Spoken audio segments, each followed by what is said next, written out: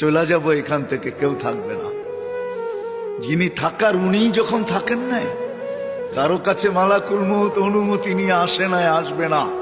শুধু একজন মুহাম্মদুর রাসূলুল্লাহ সাল্লাল্লাহু আলাইহি ওয়াসাল্লামের কাছে মালাকুল মউত যখন আসছেন, তো আল্লাহ বলছে বন্ধুর কাছে অনুমতি নিয়ে ঢুকবে। অনুমতি দিলে ঢুকবে, নাইলে ফিরে আসবে।